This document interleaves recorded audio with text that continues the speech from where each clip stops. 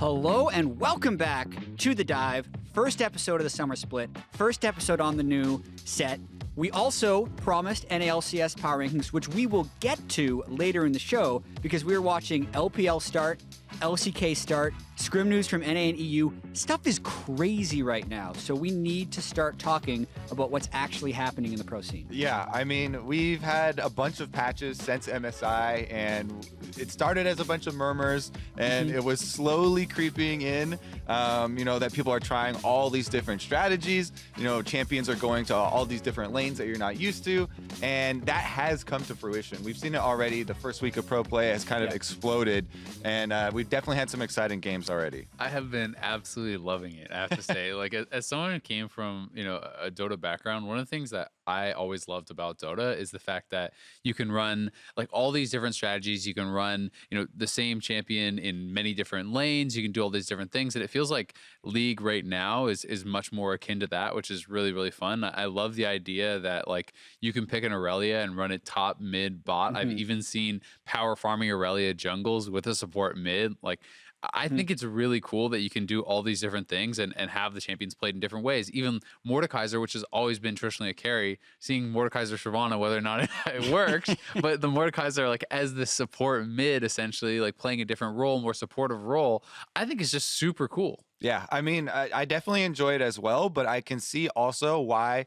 there has been a lot of negative reaction, from community, Little babies in the bottom, from pro players. Yeah, Well, because I mean, from a pro player's perspective, they have been tested on the peak skill level. They're specifically on X couple of champions, and they've perfected this play style and come to expect some things that their opponents will do. And they haven't, to this degree, been tested on how quick can you pick up new champions, how quick can you play new play styles. And, there has been a lot of people that are like, oh, it's too much change too quickly. It's kind of like a classroom where the teacher gave a pop quiz on a bunch of stuff that he didn't exactly teach you. And then everyone's like, oh, how am I supposed to know this? I'm not ready for this quiz. Yeah, and so I think there are a couple different elements to this, as you say. Taking it from a marksman player who generally is only ever tested on marksman, from even a solo queue perspective all the way to the pro perspective, that's all you need to know how to do to be pro. And I think very early on in some of these strategies, like when last night with SKT, we saw Bang take Lulu to the mid lane because Faker decided to play Darius in the bottom lane. Those are just things that even though you've probably done a few times in solo queue when you get auto-filled mid or you give bot to someone else, it's by no means what you were an expert in. So I think a lot of the early on games are just a huge test because we've always said that some players are more adaptable than others and some players have larger champion pools than others. But it is almost a completely different game to now say, all right, you're the Ezreal guy, go play Lulu mid. It completely changes what your skill set demands. Yeah, and I think that is very different. And I would have a problem with it if the Ezreal guy didn't have an option to play an Ezreal anymore. But what I do think is overblown is I'm hearing a lot of people say that, oh, a marksman are dead. There's nothing you can do. Kai'Sa still has 70% presence in pro play. Lucian has 70% presence in pro play. Ezreal 50%. Like Kog'Maw 40%, and so on. Like there's not a massive amount of marksmen. Crit marksmen certainly are not being seen in pro play. And when you look at that alone, that is like there still are a number that are pretty prevalent and are doing very well. And then you look at solo queue, and I would say 90 to 95% of my games still have one to two marksman bot, right? Like so, it certainly is still viable. And I like the idea that like. If you can only play Lucian, and that is what you've been testing all these years, you can only play the marksman carries, then you should still be able to do that. But I do think that if Kobe can play Lucian and Ezreal and all these things, but he can also play Yasuo and Ornn and do all those things at a very high level too, then I think he should be rewarded. Yeah, it's interesting because while we have always tested like how high can you get and how high can your mastery of that specific champion and this style or this role get. However, I've always been, one to think that people like Wild Turtle, it's very admirable that he can play lots of different roles and solo queue and stuff like that, but he's never really gotten much value out of that as far as pro play. Whereas my earliest memory of him is actually at an IPL in San Francisco. He starts for a pro team, pro back then, but this In before mid-lane. LCS, in mid lane playing AP Gragas. These are guys that can play the game from many different ways. And now this is something that you're actually going to get rewarded for. It's very scary for a lot of the pro players, though, because the ones that can't adapt like that or feel uncomfortable on the other champions, like your job is at stake, kind of your livelihood is at stake. And if something like this lasts a long time, then maybe you actually end up having to worry about getting replaced or something like that. For sure. And I also want to touch on what we've actually seen, because not everyone who watches the show follows the LPL and the LCK. So, for instance, the first game of the LCK split saw a first pick Nunu. And that is indicative of a strategy where you run Nunu in the jungle and Karthus in mid with Smite, and the Karthus takes a buff at level 1, goes mid. The Nunu also gets the bonus experience, but most of what happens is the Nunu will hold mid lane, keep the minion wave large, while the Karthus goes and clears all the jungle camps, then comes back into mid lane, and the Nunu gives all of his farm. It's like a farm funneling strategy to try and make this Karthus hit 300 CS at like 20 minutes. There's also a couple other variations of this. We've seen Mordekaiser mid lane with the Shyvana jungle to try and superpower the Shyvana. The most popular one is a Taric mid to freeze the wave for a Yi to come go crazy in that way. It's gold funneling, which is one of the things we're going to talk about, because there's also players moving all over different lanes. But let's talk about gold funneling first, because it's kind of cool. Yeah, exactly. So basically, you want to get as much concentrated power as possible. And with the Karthus situation, you're talking about funneling all this money into him so he can buy a bunch of flat AP. Then you blood boil him. With the changes to blood boil, the Nunu's now, even though the Nunu doesn't have any farm, he's been giving up all this mid lane farm that you're talking about, and he's going to be very weak himself. Just buys like support items, and it just tries to blood boil the Karthus to then multiply the crazy amount of early items that he's been able to invest in AP. And then you get, the big power spikes coming through. And this is actually, to me, just like an extreme version of what has always been kind of the prevailing strategy, where, okay, so you had a normal marksman and you're like, we need to optimize someone on our team for full damage output, because that's more efficient because of the multiplicative, aspects of the items with your ability kit. If someone's fully optimized for damage, then they're going to be able to, perform better. This is just that more extreme. So they're going to either do it with Karthus or Yi or something like that. And then you also have to craft the other elements of the strategy around that, though. Like with your Master Yi, you're going to have this protection of the Taric ultimate, so he's invulnerable with the damage. And then you're going to have to worry about hard crowd control. How are you going to get out of that? The QSSs and things start to come through. And it's not like we're seeing this strategy every single game. It's the overpowering strategy. Quite rare. In fact, I talked to a lot of coaches, and they're like, this is a garbage strategy. All you have to do is push in mid super hard. All you have to have is a super aggressive jungler to go invade their jungle and not allow this Karthus. They're like, why are you letting Karthus free farm jungle and mid? Like, it's an easy champion to, kill. Go invade and something like that and go aggressive on. So even though a lot of craziness is happening, we have very little data, and there hasn't been a lot of time for people to kind of, explore the countermeasures and put those on display as well, which is what I'm looking forward to. Izzo, what do you think about the gold funneling? Yeah, I mean, I think it's pretty cool. Like, and I tend to agree that it's like, so it's a different way of seeing it. But when I look at, like, when I was watching the LPL opening night and I see, a Lulu bot taking the farm, I see Taric mid lane, an Ornn top essentially as the engage. I'm basically saying, well, is this really that different than when they're playing 4 Protect 1 for Uzi on Kog'Maw? Right? The person you're protecting is now the Yi. Like, the strategy is essentially the same. It's just a different person that is being given all this gold. Like, normally in those sort of strategies, we've seen things where it's Lulu bot, Karma mid, you have like a Sejuani jungle and Ornn top, and then the Kog'Maw, right?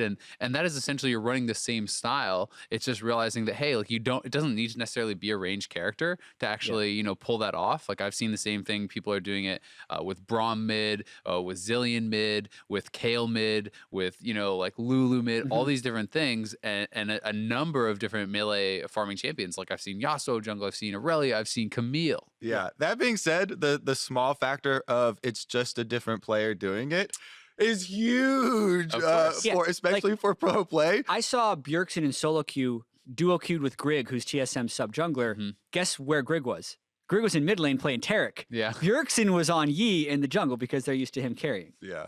And that's kind of what they do in Dota, right? Like when you think about there's a lot of comparisons here that are kind of interesting. Like when you talk about like people are in League of Legends, you're used to Bjergsen is the mid laner, right? Mhm. In Dota, it's more of like a 1 to 5. Like, are you the one player, like the person who's getting the most farm on the map? The 2, the 3, the 4, like a hard 5 is like you're only Mhm. buying wards and you're kind of everyone's little bitch basically. And You paused? I thought you weren't going to say I didn't that have a word. good You didn't word. have another word. I didn't have another word. You could have said support. Limited vocabulary here. Bad brain. Anyway, moving on.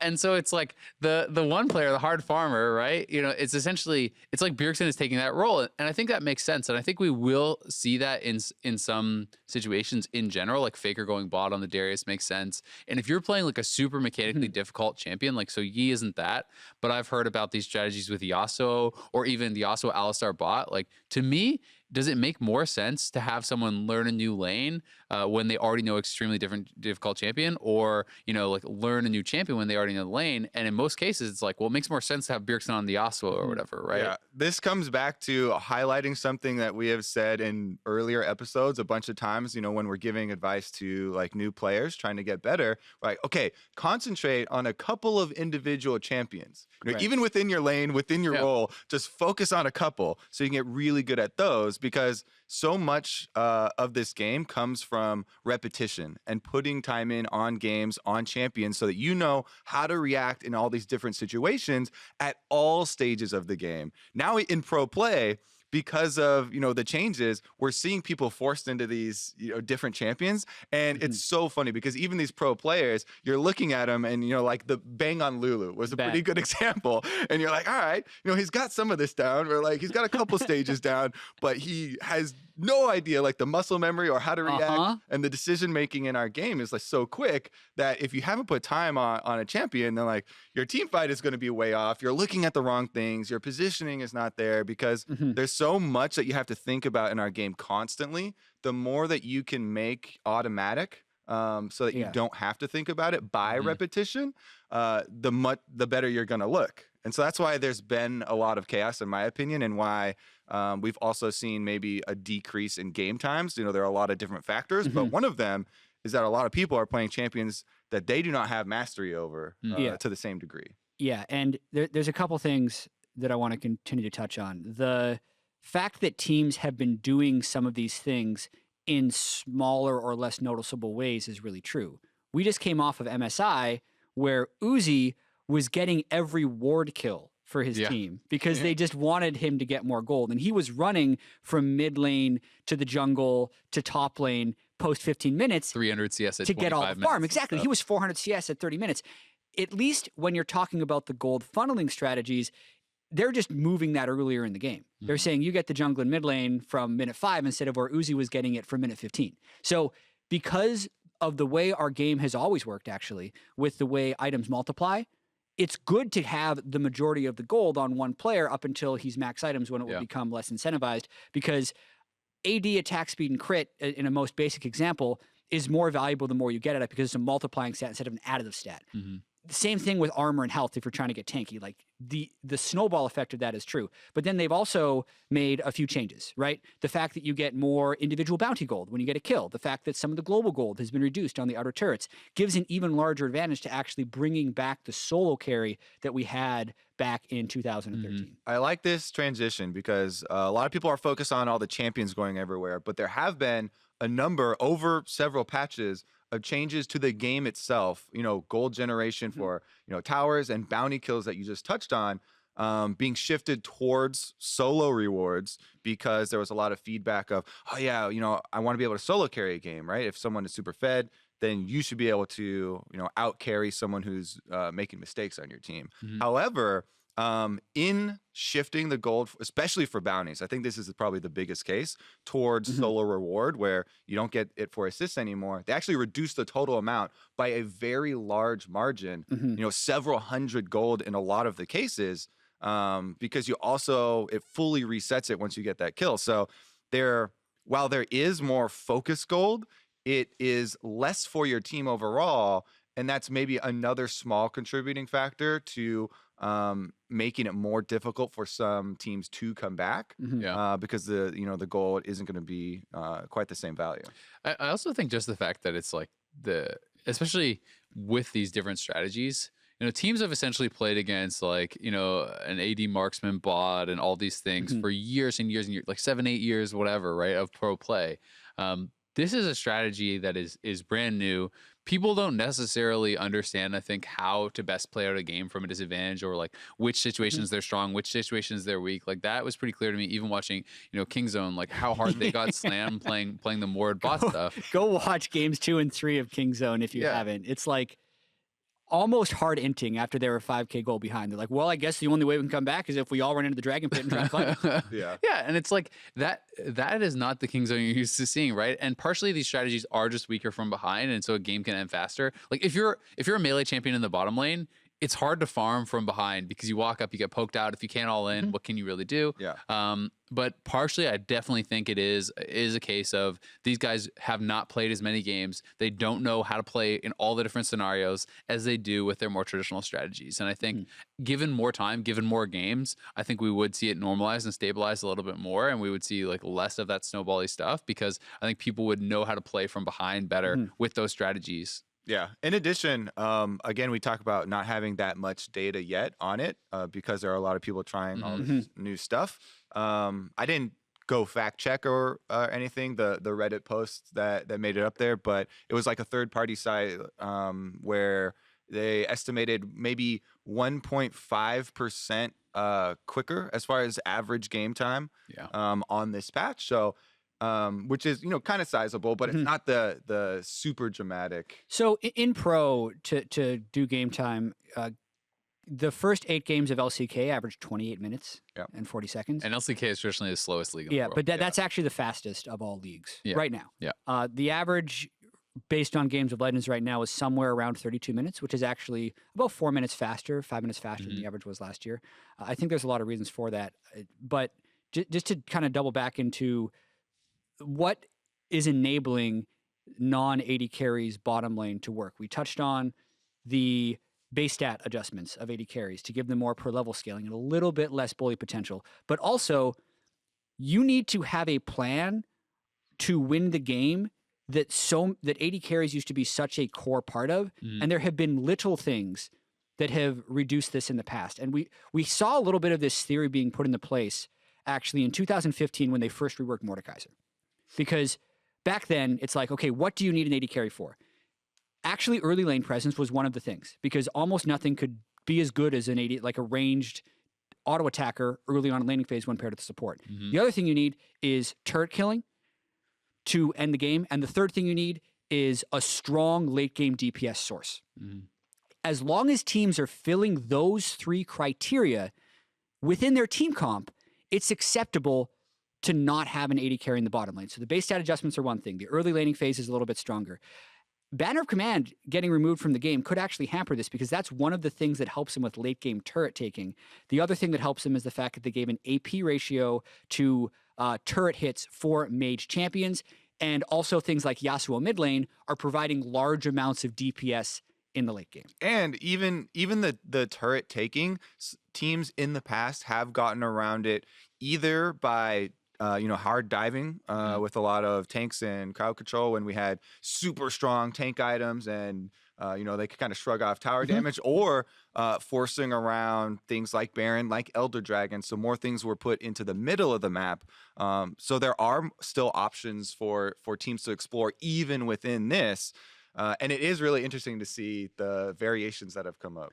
I also think it's kind of funny because another thing that I felt was pretty big contributing factor was the fact that, some of the sustain in bottom lane has been chipped away at a number of times because people were, kind of frustrated that it didn't feel like early game AD carries could really have any effect, because you can just play, Jinx or like X scaling AD carry with a Doran shield, resolve secondary, fleet footwork, and like all this stuff, and you just out heal everything, right? And because fleet footwork has been nerfed on range champion, because resolve secondary has been nerfed and some of these things are weaker, it's also more possible now for these melee champions coming bot lane to actually pull off all ins and kill off these guys, because they can actually get, poked out in trades and stuff as well. Whereas, normally in those kind of melee versus range bot lanes, even if you win and you got in a trade, well, then the Caitlyn just heals up with fleet footwork and you can't actually re-engage. And that's sometimes no longer the case. So it's definitely been like a lot of contributing factors. Yeah. And you can see where people are coming from when they're complaining about the things that I know and the things that I've done aren't working anymore. Yeah, I mean, listen, even going back to before patch 8.11, because remember, these midseason changes weren't like previous midseasons where they drop everything in one patch. It was a slow burn of changes over 3 patches, with the culmination being this marksman patch. Next patch, they actually announced that they're not adding in like the return of Atma's Impaler and some of the other bruiser items, because that would throw an even larger wrench into an already disrupted game. It's really interesting watching teams react to this. Personally, with the Scuttle Crab being changed, like as a jungler, currently that's actually pushed me away from jungle. So this is not the experience of every player, and I fully acknowledge that. I've always loved playing non-AD carries in the bottom lane. Like, I have forced this into so many games all the way back to 2014, 15, 16. I've played a lot of those games with you. Yeah, But I mean, listen. Most of them are on your Smurf. When you wanted to climb in ranked, I'd go back to jungle because it's my best role. But I'm like a low diamond melee bot player, even like several patches ago. And so I am much more comfortable in this meta, because I'm like, I actually experimented with this for years, and I feel like I know exactly how to move this to victory, and I know exactly what you need, like from a wave clear or late game damage potential. Like, I've done all the thinking of what your team comp actually needs to look like, and how does a melee bottom laner fit into this, and what do you need in the other roles. And I think that's what a lot of pro coaches haven't even adjusted to. Like, I look at SKT's draft against Afrika Freaks last night in game 2 with Darius, Lulu, Skarner, Shen, and Gangplank, that doesn't have the things we talked about, where it's like you need late game damage. You need to be able to either have the strong laning phase or like a good way of forcing fights. They didn't have any of those things, and they got crushed by late game Vladimir and Aatrox because they're all balled up, and those guys do tremendous AoE damage. So it's a long adjustment period, and it's actually kind of painful for a lot of the transitions when you're forced into playing these things that you haven't practiced before. Yeah, it's especially going to be painful for the pro players whose livelihoods depends on their immediate success. You know, with so much pressure, especially in NA with franchising, so much players are constantly under scrutiny, and you have to worry about these academy teams that are ready for your spots as well. If they've been practicing and you know, the support or whatever is like, I'm all ready to go, you know, mastered Mordekaiser or Blitzcrank or whatever, then you know, you're gonna give that guy a shot at it. Yeah, and then the last thing I'd say is, with all of this craziness, when I actually look at the champion selects from the LCK and the LPL, the craziness is existing in about a third of the games. Yeah. The most watched LCK games have been the ones with the crazy stuff, but last night in the LPL, we were seeing Xayah Rakan bottom lane. We were seeing Kai'Sa. We were seeing Lucian. I even saw an Ashe game where he made it to IE and they actually won with late game carries. And he had Hurricane. Like, he did a crit build and it was successful, because it is still very possible to do this, especially when the enemy team is running into all these skill barriers, like not actually knowing how to play the champions they're picking.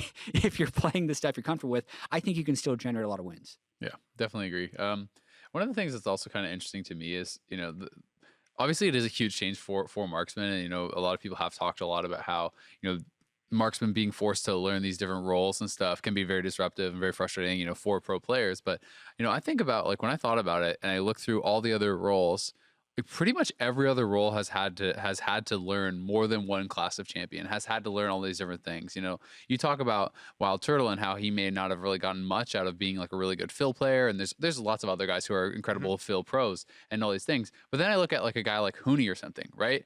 Huni has played Graves top, Lucian top.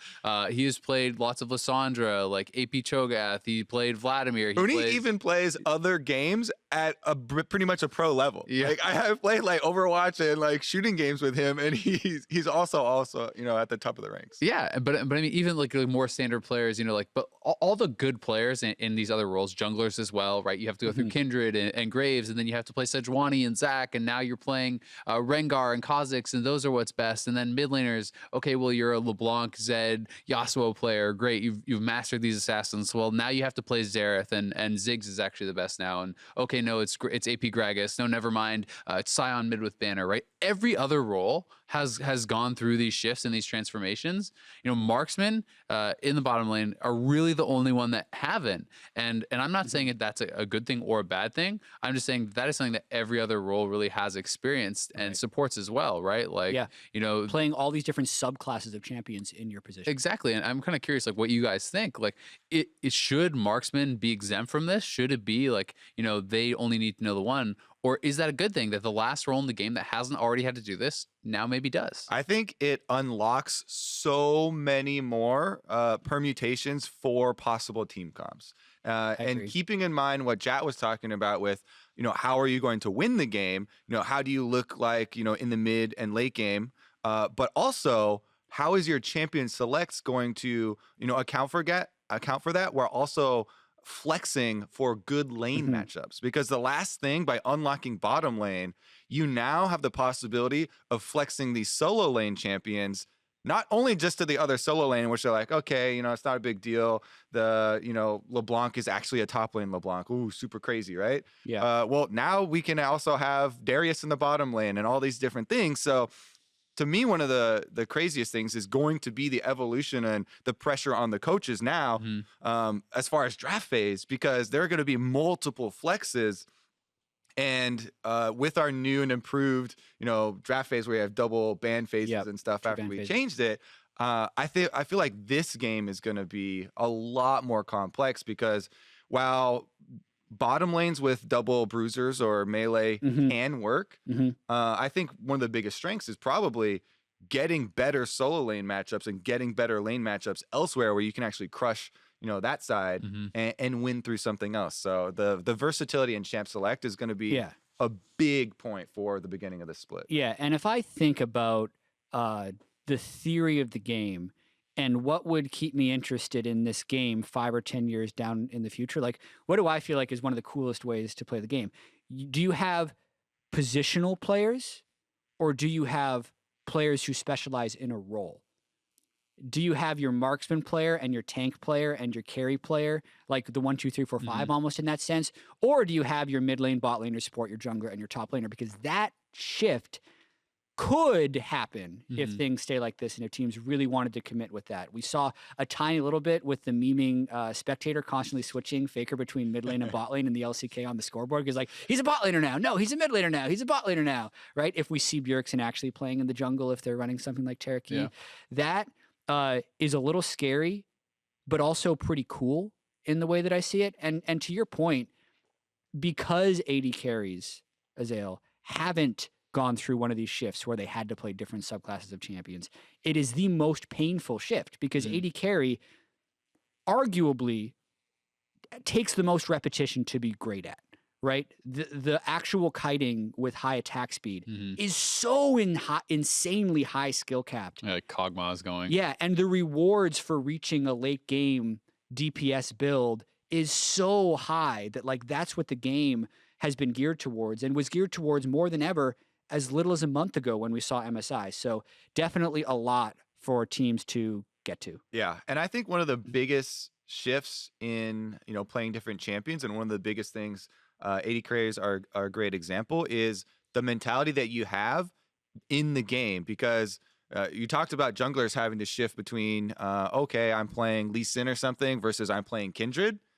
For me, when I first started to shift over to Kindred, you know, and you're playing this ranged champion, it's a completely different mindset for how you want to play out fights and stuff like that. So if you're going to have people specialize, then it kind of makes more sense to me, because our game is so much more about the decisions that you make than it actually is about the mechanics that you're going to have to bring to the table. Yes, there is a high level of mechanics that you have to achieve for pro play, but I feel like the most gains are made in how you're thinking about the game and the decisions that you're making.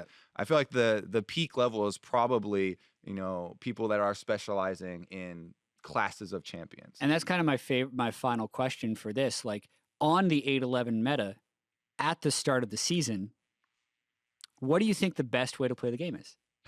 Because we've seen teams try and run gold funneling Nunu Karthus. We've seen teams still play relatively standard with Lucian in the bottom lane or Kai'Sa in the bottom lane. Like, how do you think teams should be approaching this? Because this is the time where everyone is, as you're saying, cramming for the pop quiz that they've heard about an hour before class that's now worth 25% of your grade. Like, there are very imperfect solutions that are making it to stage, which is one of the things that I think is creating the most diversity.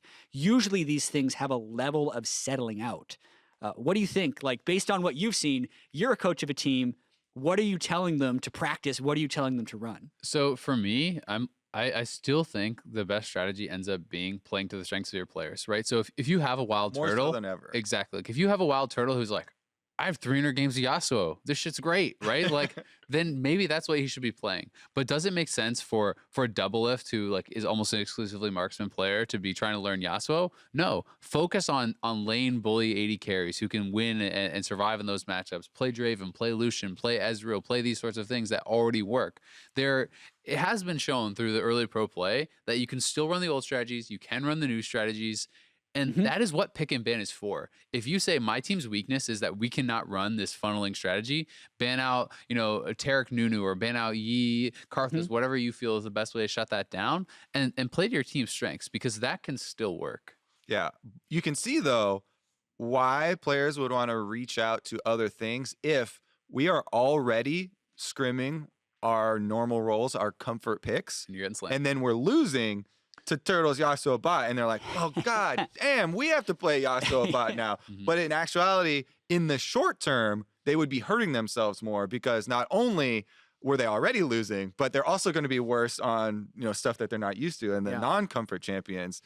And then it becomes another question to management. Yeah, because you have to call your shot. Like, is it worth it? Do we think that like the optimal perfect way of playing League of Legends is, if Bang was actually a super good Lulu, then he's actually the best Lulu mid. Well, also judging short term versus long term, and where they think the game is going to go. Is it worth investing some short term pain in picking up these champions? And if we even consider that the optimal way to play the game for some long term games, this makes it even more interesting for people recruiting players to teams as well. Kind of changes and opens your eyes to what you're looking for when you're looking for solo queue talent and stuff. We're trying to more highly value versatility of the players and the mental state of the players, and there are so many things that have kind of become a lot more interesting very recently.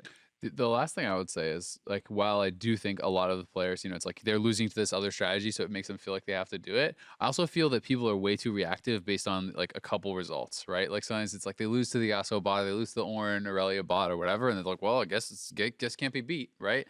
And sometimes you can beat it playing the exact same things. You just need to play it differently, or you need to learn really like where they're stronger, or maybe change up your support pick. Like there are ways to beat this, and this is something that I think happens across all games, and it was always hilarious to me in WoW. Like we'd be playing composition and we'd lose like 100 games in a row against something, and we'd be like, no, we can figure it out. And you finally win, and then you beat them one game, and they're like, well, I guess your comp can't be beat. And you're like, wait, what? You just beat us like a million times in a row. Like, what are you talking about? They're like, well, there's nothing we can do. We did it perfectly. And you're like, no, like you have to play the game differently. You have to be able to fix these things. And I think there's a lot of innovation that could be done, right? Like maybe the Lucian could still work, but you should be playing a Darius as a support to the Lucian, and then the Aurelia dashes in, and the Darius just has incredible early game brawling power or whatever. Like that I've not seen that stuff explored yet. Yeah, and I think it's going to take a really long time until we come to a consensus on what's good, because if Tarek Yi works once against Nunu Karthus, like you said, that doesn't mean that it's unbeatable. There's a ton of different strategies you can use to beat it, and you also, it's this very difficult thing to do with a small sample size against all these other teams to decide whether or not it is the strength of the player or the strength of the champion or the strength of the comp or the strength of the strategy.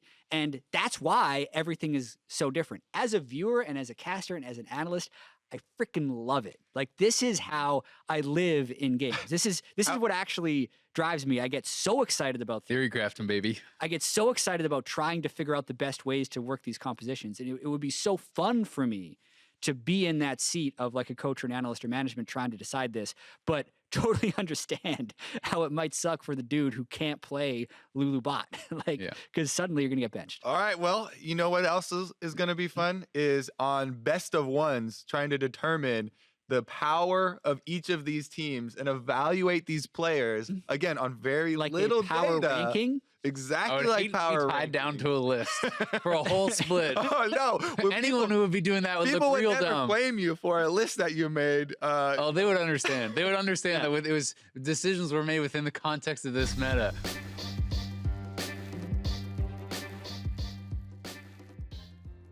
Without further ado, let's get into our power rankings. And also, we need to be very clear about the time of day. It is June 13th, our first episode. It is 11:50 a.m. Mhm. In a few hours, so by the time this episode is actually being listened to, this announcement will be public. Cloud9 has actually listed their starting roster for week 1. Do you know what it is? This actually changed my power rankings 2 minutes ago. oh no, Jack got to edit. Oh Yeah, wait, you edited it to match ours. But you have a chance. I'm giving you now the opportunity to change Cloud9. Should we edit them down So- even further, though?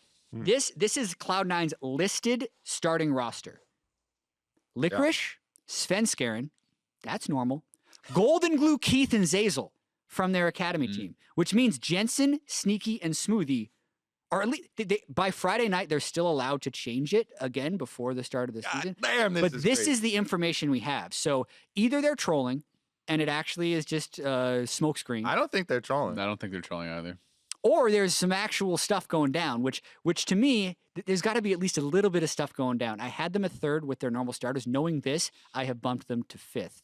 I'm giving you guys your chance, like with Yeah. this talk. We already you had were them at able to 5th. move Yeah. it. So are you changing them because So, we need to update our rankings? I will before not we change it announce? because I do not think that this will stick. I don't think that there's any way that you're at week 6 and it's like, well, we still haven't seen Jensen, Smoothie, or Sneaky, the entire face of the roster for 6 weeks, and like I just don't see it. Right? That means their And- entire Worlds roster from last year would not be there. Exactly. So I cannot believe a world in which that happens. So I'm not changing my This- actual power ranking for it. But I've heard that C9 Academy has been popping off in scrims, and we talked about meta changing and frustrations with that. Mhm. Hey, maybe those guys are simply doing better in this meta. Maybe maybe they're practicing hard or whatever. Can we just for a second talk about how insane it is?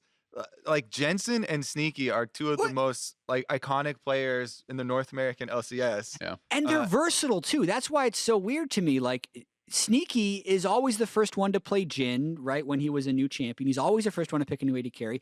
You'd think he'd be really good Every at time he picking was up- the first one to play Jhin. Yeah. Yeah. we also though, to be fair, we don't have the context behind this. So this course could not. this could literally come out and they're just like, it could be like an Echo Fox thing or whatever, where there's like, hey guys, our C9 Academy team has been working super hard. We wanted to reward them by Yeah. starting the first game of the NA And in LCS. week 2, it'll change. Great job, guys. So- you did awesome. And now the starters are back in. So it doesn't Yeah. actually necessarily represent that, oh, Jensen is shit in this new meta or whatever. It could just be like, could be anything, right? But maybe it is. Maybe they think, oh, Golden Glue is better than him in this meta. But I can't see with like Golden Glue's stage experience, like it has never really worked out, even when he's been a scrim monster. Sneaky has been so consistent for so long. Smoothie is one of, if not the best supports in the North American LCS. Like I can't see this change sticking, so that's why it doesn't change my power rankings. It could also be Cloud9 being on the forefront, avant-garde change here, where they are already looking towards, all right, the academy roster are purely going to practice this type of style. This Yeah. is best of ones. If they're like, for a month, Right. Golden Glue, you're playing Taric mid, supports mid, you're going to practice, True. giving all your farm to Svenskeren and all this stuff. Practice standing mid lane you're and doing perfect nothing, for buddy. this. Where they're talk to Jensen and they're like, hey man, do you want to be Golden like, Glue, you have so much experience being behind and farming the LCS. You'll be perfect for this. By the way, just if we are like stats and CSD, I feel so bad. There were the LCK game where there was the Taric mid, literally against the super funneled Karthus on the other side. He was minus 170 CSD at 15. That ruins his stats for the year. yeah, stats don't. that's mean why anything anymore. exactly. Stats don't matter. Calm down with the stats. Got to watch the game. Yeah. But this could be, them focusing on practicing specific champions, specific styles, I agree. and that's what. That'd be cool. Remember when we first had That's what subs franchising should and be academy for. teams were imagining these situations, and when Echo Fox first joined, and they were like, "We're gonna have 10-man roster," we're all like, "That's funny." You have 5 good players, and you have 5 players that are clear not as good. Mhm. But as we get closer and closer together, And when it's this different, it could make sense, right? Like, and you would have to, for that to work and for me to buy that, there would have to be that they have discovered enough different ones that you can't just ban it out. Because if he's just your Taric expert, well, he subs in and you ban Taric and now Jensen can't play. But if he's your Taric, Braum, Zillion, Lulu, Kale master support guy, then you can't ban it out. How you think about the game. I go on for you. They're going to put in the academy team to play standard. And it's the LCS team. Ooh. And it's the LCS team that's practicing all the other stuff, but they're just not at LCS level yet. Because all these people that are trying to run this stuff are not LCS level. I don't buy that at And all. if you're Jensen can still play Oriana. This sounds very similar to the Jat last split where he was like, Seal Jacob at number 1. Because if you're putting all your games into playing Brand or Yasuo bot, you're going to be out of practice on your actual marksman. It is a potential thing. Anyway. So Golden Glue is better than Jensen at standard. No, we understand your point. We just don't agree with it. We understand it. This is why speculation is no fun. Power rankings, let's go, baby. Yeah. All right, we're going to just list out the 1 to 10 power rankings. You guys are keeping Cloud9 exactly where you had them. Yeah. We're going to give the 1 to 10 averages, and then we'll talk about each team individually very briefly because we're already like 40 minutes into the episode, with an aggregate of 1.66. TL is number 1 in the power rankings. TSM is number 2. Echo Fox is 3. 100 Thieves is 4. Cloud9 is 5. COG is 6. Clutch Gaming is 7th. Optic 8. Golden Guardians 9. And FlyQuest down. Hopefully we can put up a list or something. There will be there'll definitely be a picture. Through the magic of graphics. Yeah. There will be a graphic right here. on Twitter and social that media. was all of our lists average though. Let us start with the number 1 team, which Kobe and Azael have both put as TL number 1. So why don't we just go through our 10? Like we can do all our things really quick, and then we can talk about maybe discrepancies or whatever. I think, and this is a bigger discrepancy though, because initially before I moved C9 down, I had TL at 4th, but now they're at 3rd. Yeah, I think we start with Jat. Okay. Why did you put Team Liquid so far down?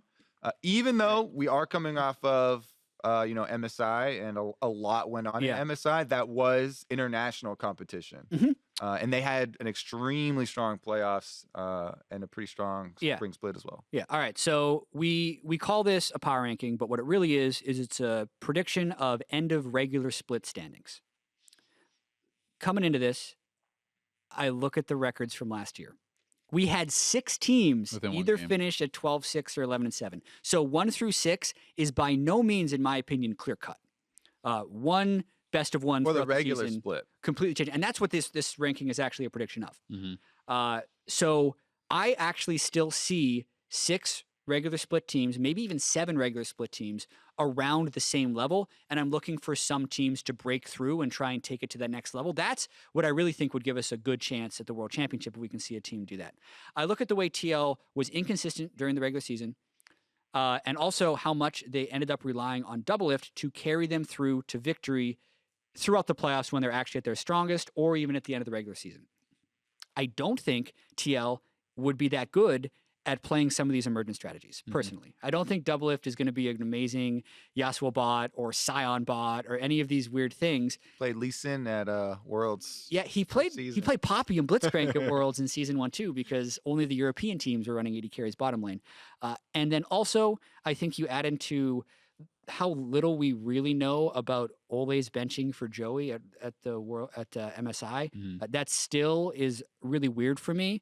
And even though, like, giving the defending champions first is totally a legitimate thing, I have more questions. I have questions about every single team, but I have more questions about TL with the emergent game state we have right now, as well as some of the weird roster changes we saw at MSI that I had to dump them a little bit. And they're third. So the Ole thing you bring up, I think we already have a lot of information that makes it definitely a negative for me, like a huge negative, because even though, there's so much pressure bringing a pro player and we can understand, and feel bad for him, you still have to take that into account. Part of the job. You don't have to blame him for it, but you do have to take that into account when you're evaluating players. It's not like we're saying, oh, you're such a bad person because you were under so much stress you had to bench yourself. But because that did happen, that's something that you're going to have to worry about. Is that going to be a reoccurring thing?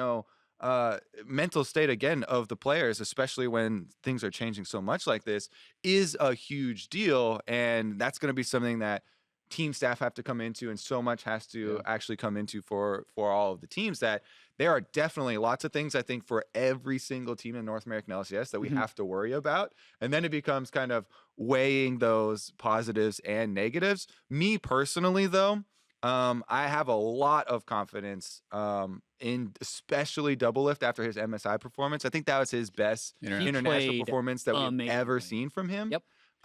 And he also has been pretty outspoken so far on social media. He says he likes it. About embracing changes. So I think he's a super strong point for the team. And even though Pobelter and Impact on the international stage didn't have that, strong of solo lane performance, I think they have been fine in North America. And I think that they are also very willing to adapt. And then Smithy, for me, is just so extremely rock solid for teams. I think that he can keep a very even kill, and that's very important from the jungle. I agree with pretty much everything you said, and I will say, like, I actually agreed that I don't think Doublelift would be a guy who would play those other things well, but I don't think he has to, and that's one of the reasons that I didn't really kind of knock him down. Is back. I think Lucian is in full effect. I'm betting Lucian 100% of the games against Doublelift. But I still think you have Kaisa, Ezreal, Draven, Kog'Maw, Varus, like those to me like can all work quite well, and so I think that maybe I'll be proven wrong, but that's kind of one of the things there. And it's kind of funny because I was thinking about one of the big weaknesses for TL at MSI was Pobelter's laning, and how he couldn't really, they had to find this pick, and they found Malzahar, and it kind of worked for him, right? He was the supporty dude. So, give him a Targon, slap him. Tarek, I think seriously that could work very well for them. He's a very smart player. I think that decision making wise, he is super intelligent. I think he does a lot of those things right. I just think that mechanically or whatever you want to say, he has not really matched up in lane in the 1v1 in a lot of cases against the very, very elite. At least internationally. And I think that could work out well for them. Smithy seems like the kind of guy who could adapt very well to whatever it is. He seems very adaptable. He has played Raiden Marksman. He's played, Assassins. He's played all the kind of different stuff. So I just think TL, while there are questions about them, certainly, especially the support stuff, I have questions about every team. And I have a lot of faith in Doublelift. So we go down the list then? We're not going to end up doing one by one. We're going to talk about main discrepancies, but we always, I feel like, have to talk about TSM because and we have discrepancies. And we're going to have discrepancies with everyone. I was never going to feel good about any team for first, especially after what happened last split, where I had CLG, and even you guys wakes up in the middle of the night. You guys both had TSM first last split, right? Yeah. The first place throughout most of the regular split was actually 100 Thieves. Yep. And I think fourth was the highest that one of us had them. I think that was me last split. Hey, something close. I think I had them fourth. Yeah. Maybe we both had them fourth. We can check the tapes. For the record, I had the most correct towards the end standing. The root squared analysis. Yes. Yeah. Root squared analysis. Yeah. We literally just take the difference and then square the number. Okay. Continue. But it sounds fancier and more scientific. Root squared. I put TSM first, which could swing wildly in either direction. And on the positive side, it is still a team where when I do player rankings, for instance, on these guys, I would say that I still think Bjergsen is the best mid laner in the league. I think Haunter... By how much? That's hard to say, because it depends what it is. But we still don't 100% know what the meta is going to be, how the champion is going to change, whether or not it's going to recorrect to AD carry's bottom, which could swing TL up or down. Yeah. Mid lane is usually important and usually has a high influence. And Bjergsen's a good enough player that if it becomes this guy gets all the farm, they're going to be Bjergsen into that spot and he's going to get all the farm. I think Haunter has been top 2, top 3 in the top lane in NA for years. I think Sven has been the best or the second best AD carry in the EU or the NA LCS for a very long time. So I personally have Haunter ranked second best top laner, Bjergsen best mid laner, Sven second best AD carry. I think Mike Young is a massive question mark for me of whether or not he can be successful. And there's massive question marks for every single team. But because of the strength of the players and still because of their history, just because they lost that best of 5 to Clutch, the whole last 3 weeks of the spring split, the community was in a consensus that TSM was going to make their run to the finals again because they were putting it together. They've now had their first real offseason in years where hopefully they've worked on some of these issues. And I think it's going to be a hard road, but I think they're the best bet to be first. I would focus in on what you were talking about, the bottom lane. You said Sven, you put him as second best. Sven. Sven as the second best AD carry in the league. Right now. What about Was Mithy? that what were your I have double lift your one. rankings I mean, this from end of spring? they're different. Because So I feel like end of split awards based on performance or who I think is like better set up to success in the future are different things. okay. Yeah. Just because I think there was a lot of scrutiny put towards the TSM bottom lane last split, Mhm. and I think you know, for a lot of good reasons. Yeah, they had just come over here, and of course the team was working with Mike Young as well, and they were working on a lot of communication factors, and so there were a lot of factors into that.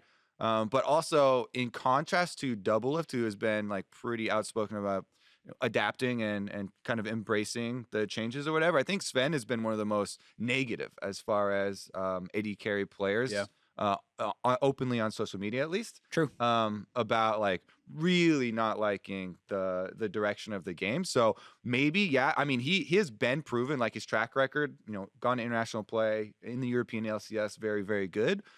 Specifically on marksman and on AD carries. Yeah. But he might have a pretty rough start of the split again, Well, as far as the bottom lane for TSM. Here is my counter to that.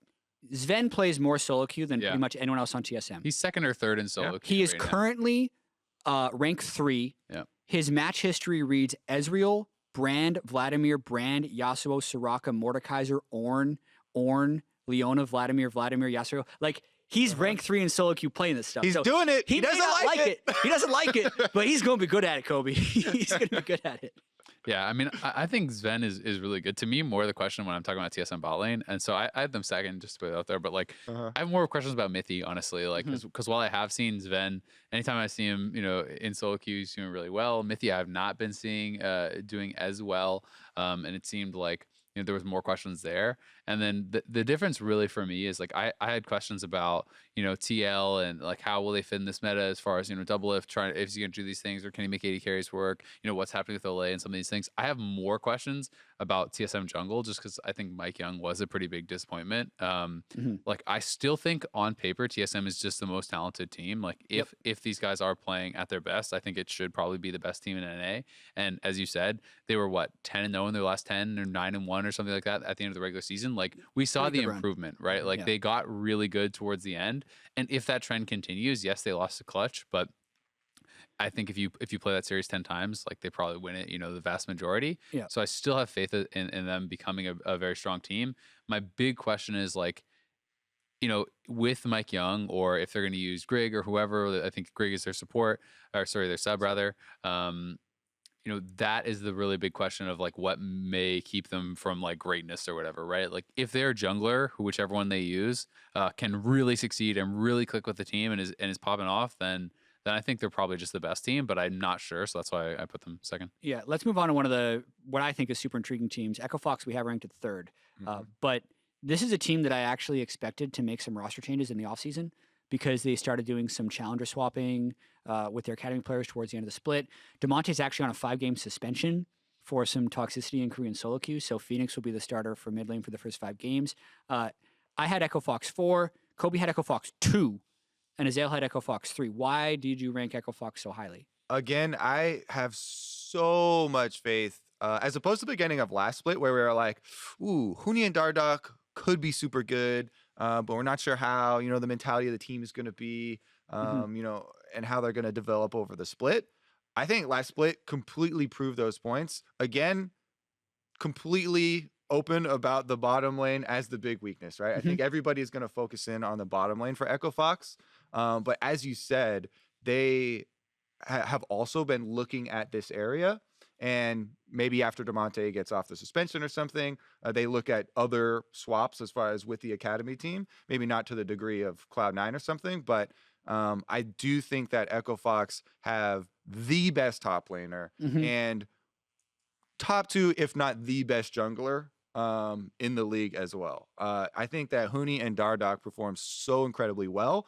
And then their mid lane, you know, whichever one they end up going with, I think is also going to be very strong. So it's just a matter to me of, again, the bottom lane. But even with last split, with the poor performance, they still did so incredibly well. And at playoffs, I kept hearing about the scrims. They were stomping, all the other teams, even though they weren't in the finals. So I can't see them not making a huge run to the top again. This, to me, I had them as fourth because I see a large amount of inconsistency, and their bottom lane was getting blasted for the second half of the split. But this is going to be, I think, my most exciting team to watch. Again, because they have a higher chance than any other team to really switch it up. Yeah. It is so clear that they give Huni and Dardoch absolute autonomy to play they want to play. So how likely is it, like, I think they're the most likely to do a super farm jungle. Yeah. Right? With Graves or Yi, and just put whatever mid laner they want on whatever. But also, I think they're the most likely to put Huni elsewhere and just find ways to get him as much farm as possible. He's already played all the champions. He already can play mages and carries and everything. Wherever the farm is, put Huni. Sub in your top laner, put Huni bottom lane, put Altec on the bench for a game, and let him play brand bottom. Let him play anything bottom because he's your best player, and put him in the position where the farm is. You do have That them could be the super lowest. cool. So what's your negatives? Oh, I mean, that is completely untested. Yeah. That they've never done this. This hasn't been done in the history of League of Legends. Like, it's so uncertain. I like one of them. I had them pretty high, third. For me, it's a lot about strength of Dardoch in a meta where jungle I think has maybe higher priority than ever before, and the possibility of that, and flexibility of Huni. And I was even thinking, hey, like, while Altec and Adrian maybe don't have to play it, but like, if you're gonna do like, I've even seen some stuff where it's like Ornate carry with supportive support and stuff, right? Like, you can do stuff like that and very just minimize loss. And if you can succeed elsewhere on the map, then hey, maybe like bot lane disadvantages don't matter as much.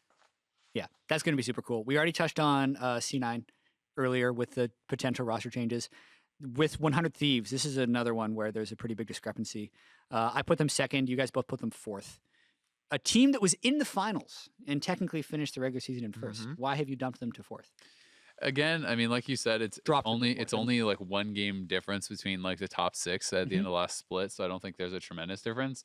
They got blasted in the finals. From like the teams I had talked to and stuff, it felt like Echofox and TL were winning scrims so hard against everyone that like TL couldn't really, or 100 Thieves really wasn't beating either of them. I felt that TSM looked better at the end of the split, so that's kind of like when I thought about like the actual relative strength at the very end, I was thinking more about that. Cody-san, like, they were doing very well, I think for the most part bot lane, but like the team obviously I think had some struggles as far as like how to actually make it all come together. Like it felt like individually they have all these pieces that should work pretty well, but it never felt like it was fully coming together at the end. And I don't know, I guess I don't think that they're like fourth by a mile. I just guess I have some questions about like how can they stand up to some of these other teams as they're improving, and it felt like 100 Thieves was maybe stagnating. Yeah, I think one thing to look at if we're going to see 100 Thieves, even though they were in the finals, you're talking about how a lot of the team's impressions from playing them in scrims and stuff was a bit lower. If they're going to be more impressive, it would be Someday, because Someday to me, like Someday has a super good laning phase, right?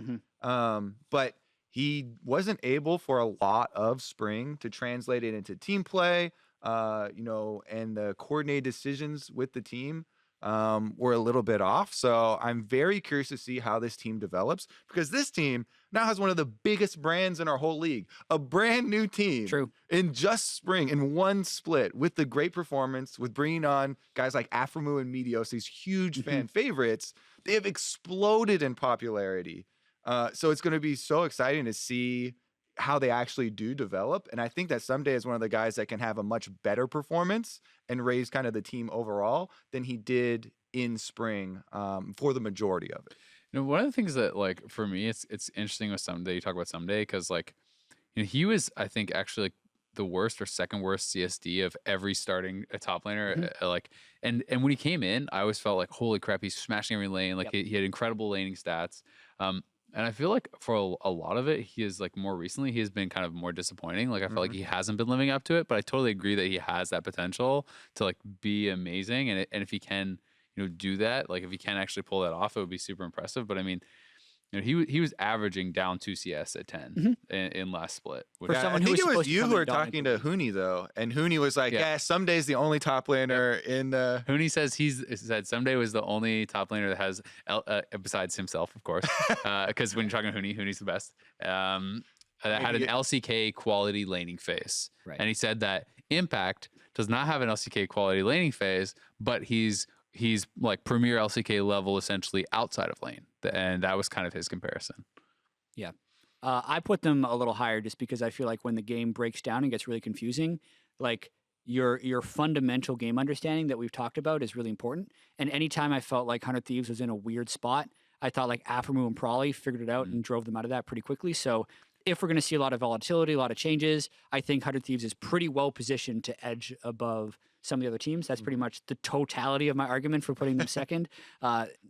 Next thing I want to touch on is the COG and clutch factor, because that, if the rankings hold, would be for the last playoff spot. COG tried to make that miracle run at the end of last split. Didn't. They lost towards the end. But also other teams were winning a lot because it actually required 11 wins to make it into the playoffs. And Clutch Gaming, honestly, was one game away from being in finals. Yeah. But all of us put them 7th or 6th. So an interesting thing with that is Azael for 100 Thieves, you're talking about the other team's impression of them and them relaying that to you. Clutch Gaming themselves were surprised at how well they were doing. So it wasn't even other teams that were playing them that were like, oh my God, they're so high. BTSM, and they're all like, we weren't supposed to be TSM. I never thought we'd win. Yeah, all the interviews afterwards were like, sweet. So that maybe I think affected a lot of people and how they're thinking about this team. That doesn't have to be a factor that actually affects the team in their play, though. If they have actually had so much improvement in the players, and the players have been super strong for this team, I think they can definitely set much higher bars for themselves. At least start there. I think Fabivin may be the only player that has a super high bar set for himself. And his bar would easily be going back to Worlds. Yeah, that's what he expects of himself. And I think it's not a huge leap to think that the other players, he can get them on board with that, and then they can kind of jump to that next level. But because of that sort of faith factor or whatever, I think that's why a lot of us put them about where we did. Yeah, and I mean, I think they had a very strong playoff run, but I do think that them, getting that close to the finals was a bit of like a Cinderella run, and that was also against 100 Thieves, I do believe, right? Who, like, by all accounts at that time, those teams were the ones that were getting blasted by the others in scrims, right? And were considered at a lower level, and I still just felt like when you looked at pure talent and how those TSM and Clutch were playing at the end of the season, Clutch was not playing nearly as well as TSM, I thought, towards the end of the split. And it's one of those things where I'm just having to look at like odds in my head, right? And I keep thinking to myself, okay, well, if they played TSM in that series like 10 times, how many did they win? 2, 3, right? Like that's probably where I saw it. So I think that they're like right on the edge of making playoffs or not. Like I think that they certainly have the ability to make playoffs, and perhaps even push that higher if they kind of increase what they have shown. Like if Solo really develops and becomes better and better, then I think this team has the ability to go upwards quite a lot. But with what they have shown us, so far, and what I believe their like average level is, I think they're like a borderline playoff team. They're relatively middle of the pack. Yeah. What about COG? I mean, this time, me and you both put them 6. So we put them one higher than Zale, barely Massive above. discrepancy. Barely above. Discrepancy. This is a team that had a very bad start to the split. And I think, especially watching some of the stuff specifically surrounding Biofrost, that gave me a lot more, confidence in this team as far as having more direction, because a lot of their mistakes and a lot of the super bad beginning of the split, when I was watching these games, I'd be like, oh, they had this great early game planning. Rainover's got, 2 camps lead or whatever. He's got kills even, and he's invading. And then they would make split calls. They'd be going mid lane, then try and take a fight on the top lane because somebody popped out a fog of war, and they're like, everybody come kill. Or they'd go for a tower dive, and it seemed like they got very reckless as far as the team in the mid stages of the game, which for multiple games caused them a lot of losses.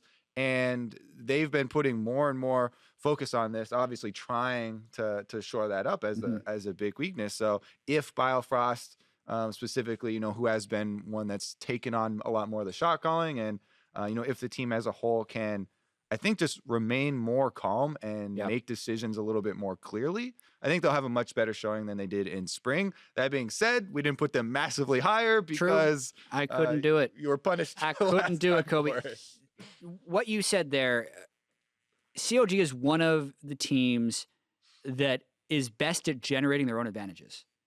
And they're also best at getting rid of them. That was COG in a nutshell last split. And I think this is their last chance as a group before it gets blown up, if they don't succeed. Because this is still pretty much, to me, like the remnants of that 2016 MSI run. Man, look at, seriously, Stixay.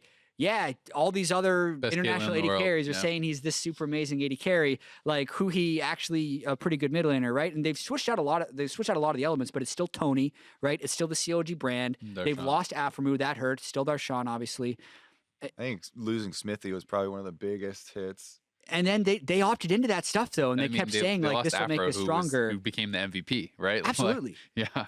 And like, if these changes continue to not work out, like, this is the split where I feel like they have to prove that this was working towards something. Otherwise, I think like Tony's gone, or we see like a big wholesale change in their bottom lane, or who he is, no longer on the team. I really do feel like that's what's at stake for COG here, because like, keep in mind, like, who invested in them? Madison Square Garden Group. That's New York Knicks, right? They brought in Nick Allen to try and be the GM of everything. They didn't re-sign Aphromoo in the offseason, who became the MVP. There was a lot of pressure on this team, and there is still something there to me that could make them great, but I just can't predict it after what happened last split. And I mean, Reignover ended up being a pretty big bust, to be honest, right? Like, it never really felt like it worked out. That was, I think, where they were putting kind of like a lot of their eggs in the Reignover basket, expecting him to kind of come back to his previous form and hoping that he would really, be able to carry this team to the next level.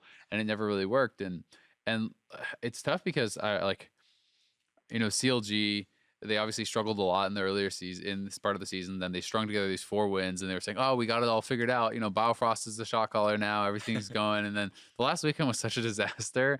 And then it just made me feel like, did you guys have it figured out, or did you just string together a couple wins? Like, is everything really sorted? You know what I mean? Because it didn't feel like they ever developed any sort of consistency. And again, like, we're only one position off, but I just don't know that it really ever came together. And Biofrost has never really struck me as the shot calling, the leader type guy, because he's a great player. He's really strong mechanically, super nice guy, but he's never struck me as like the really like assertive person who's like, no, you're doing this, do this now, like that sort of dominant personality. And I feel sometimes you need that.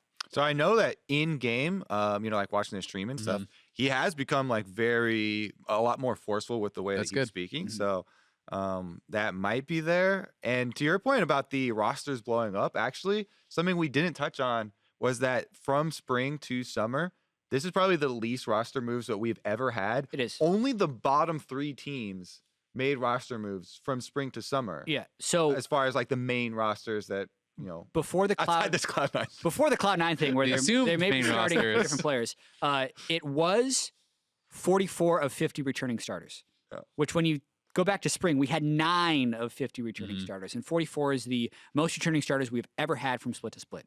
That drops to 41 if the C9 roster changes the same, which I think is still the most returning ever. I think franchising is a part of that, with players signing 2- and 3-year contracts, and also all having fully staffed academy rosters. So those guys that you would pick up off the street is like now another level below that, because they're already in academy and you have to work within that system. And if a team doesn't want to make you stronger, like we did actually see Wiggly go to COG, which could end up helping them in the long run if Reignover falls into another split. He's on COG Academy, could easily move up to the starting roster, in my opinion. We've also touched on the 7 teams we feel like are going to be jockeying for playoff position. I want to quickly touch on the next 3. Yeah, I was going to say the bottom 3 that did make roster changes. Optical, we're all kind of scrambling, and those were our predicted bottom 3 from last split as well. And you look at the standings, there was the big drop from COG down to these 3 guys. So how surprised would you be if any of these three teams made a run for it. And I guess on a positive note, like, in your opinion, who is the most likely to be able to make a run for playoffs of the three? See, it's interesting because you guys both have FlyQuest last. I actually felt like FlyQuest maybe of the three. Like, so I think it's unlikely that any of them are probably not the bottom three. But if there was a world in which one of them did, I can see Wild Turtle being the guy who can really play these crazy carries in the bottom lane because he's so successful at Phil. He can play so many different things that, you know, And maybe Keen is their mid laner. Yeah. He's always played weird stuff. And Santorin is a really good solo queue player, right? That he's coming in that, like, maybe there's a world in which they can actually make this crazy new meta really work for them, right? If we can have Wild Turtle on Aurelia and Camille and you know, Yasuo bot and be really, really a top level Yasuo and these sorts of things and consistently play that at a high level. And, you know, Keen, as you said, has played all kinds of crazy stuff. And Santorin, a good solo queue player, maybe he is really used to that. Like, that is a world in which I can see them rising up if they can just kind of perfect this new strategy. So that's why I had them actually, you know, 7th, because I was like, I can see them picking up enough games to at least move above the other two with new stuff. But that said, I still think it's probably unlikely that they can really surge all the way up. Yeah, we all had different people at 8th place, so I'll go next with Optic. That's 2 up from what I had him last split, Kobe. Zabutin can give me that thumbs up on Twitter for putting him in 8th. He gave Kobe props last split for putting him in 9th instead of 10th, which is what you and I had him at. I still think their core was strong last year, as in jungle mid AD carry. They kept that core with Acadian, Power of Evil, and Arrow, and they've at least tried to move around the rest of their team. Dokla will be the starter. Alorum is acquisition they made from the Academy League, who could potentially try and sub in. They also have a couple different supports that they're going to be trying to throw in there. Gate. They have Big and Gate. And I've heard some very good things about Big, by the way. Yeah? Big if true. I mean, he was super fun when we had him in the league previously, but I've heard some good things about his play as well. Yeah, and scrims. I think they were playing. They were also the team that was the most likely to play towards their players' strengths in order to achieve victories, and there's a chance that that's actually really good in the meta right now. So, like Azale said, I don't think it's likely that any of these teams make the playoffs, but those are the reasons that I put Optic 8th. And I had Golden Guardians there. I actually didn't put them there because of, you know, changes that they made. I don't think Mickey for high is going to accomplish a whole lot or anything. I'm very curious to see what it does to the shot calling and the coordination of the team. But most of the reason I put them here is because of the players they already had on the roster. Contracts, I thought, is a very good jungler as far as what we saw from him, even in the games that they were losing.